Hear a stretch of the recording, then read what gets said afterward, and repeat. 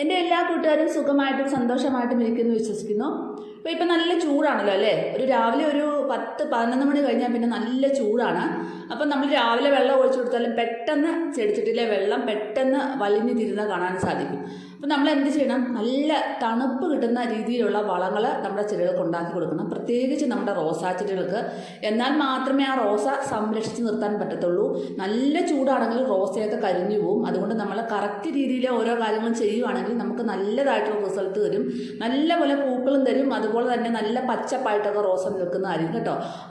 നല്ല ചൂടുള്ള സമയമാണിപ്പം. ഇവിടെ ഞങ്ങൾക്ക് നല്ല ചൂടാണ്. അപ്പോൾ ഒരു 11 മണി തൊട്ട് ഒരു 5 മണി വരെ നല്ല വെയിലാണ് കേട്ടോ. അപ്പം ഈ ഒരു സമയത്ത് ഇടയ്ക്ക് നമുക്ക് നമ്മുടെ റോസാച്ചെടികൾക്ക് നല്ല തണുത്ത വെള്ളം ഫ്രിഡ്ജിലൊക്കെ വെച്ചിട്ട് നല്ല തണുപ്പിച്ചതിന് ശേഷം നമ്മുടെ റോസാച്ചെടികൾക്ക് ഒഴിച്ചു കൊടുക്കുന്നത് വളരെ നല്ലതാണ്. ഞാൻ കഴിഞ്ഞ പ്രാവശ്യം കാണിച്ചിട്ടുണ്ട്.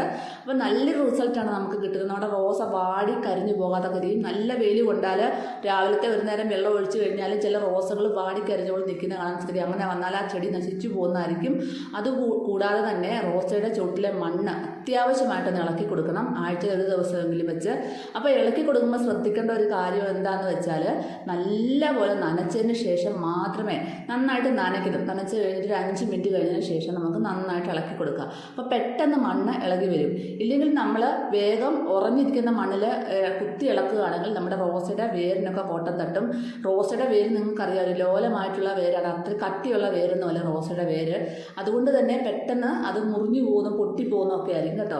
റോസയുടെ കമ്പുകൾക്ക് മാത്രമേ നല്ല ബലമുള്ളൂ, വേരുകൾക്ക് അധികം ബലമൊന്നുമില്ല. അപ്പോൾ അതെല്ലാവരും ശ്രദ്ധിക്കണം കേട്ടോ. അപ്പോൾ ഇന്നത്തെ വളം എന്ന് പറഞ്ഞാൽ നല്ലൊരു ഫെർട്ടിലൈസറാണ് ഞാൻ ഉണ്ടാക്കി കൊടുക്കുന്നത് കാണിക്കുന്നത്. അതായത് നമ്മുടെ വീട്ടിൽ തന്നെയുള്ള പുളിച്ച കഞ്ഞിവെള്ളം. ഈ ഒരു സമയത്ത്, ഈ ചൂടുള്ള സമയത്ത് പുളിച്ച കഞ്ഞിവെള്ളം നല്ലതാണ് നമ്മുടെ ചെടികൾക്ക് കൊടുക്കുന്നത്. മഴക്കാലത്ത് നമ്മൾ പൊതുവെ കഞ്ഞിവെള്ളം കൊടുക്കത്തില്ല. പക്ഷേ വേനൽക്കാല സമയങ്ങളിൽ കഞ്ഞിവെള്ളം കൂട്ടിയുള്ള വളങ്ങൾ ഒരുപാട് നല്ലതാണ് നമ്മുടെ റോസയ്ക്ക്. അപ്പം നല്ല പുളിച്ച 1 കപ്പ് കഞ്ഞിവെള്ളത്തിലേക്ക് ഞാൻ കുറച്ച് എല്ലുപൊടിയും ചാണകപ്പൊടിയും വേപ്പിൻ പിണ്ണാക്കും ഇട്ട് മിക്സ് ചെയ്തിട്ട് ഒരു 5 ലിറ്റർ വെള്ളത്തിലേക്ക് ഡൈല്യൂട്ട് ചെയ്യുകയാണ് കേട്ടോ.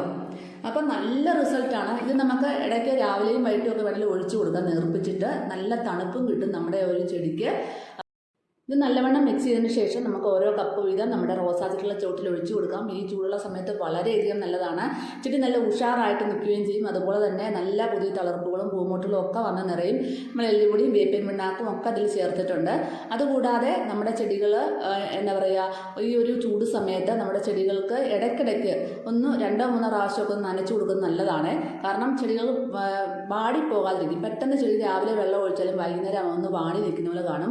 ഇലകളൊക്കെ കരിഞ്ഞു പോകാനുള്ള സാധ്യതയുണ്ട്, അത്രയ്ക്ക് നല്ല വെയിലാണ്. അപ്പം നമ്മൾ അതൊക്കെ ഒന്ന് ശ്രദ്ധിച്ച് മുമ്പോട്ട് പോവുകയാണെങ്കിൽ നമ്മുടെ ചെടികൾ നല്ല ഹെൽത്തി ആയിട്ട് നിൽക്കും. പിന്നെ കരിഞ്ഞ കമ്പൊക്കെ ഒന്ന് കട്ട് ചെയ്തിടാൻ മറക്കുക. പെട്ടെന്ന് പൂക്കൾ കരിഞ്ഞു പോകുന്നുണ്ട്. കാരണം ഒരു പൂ വിരിഞ്ഞിട്ട് 2ാം പക്കം തന്നെ പെട്ടെന്ന് പൂക്കൾ കരിയുന്നുണ്ട്.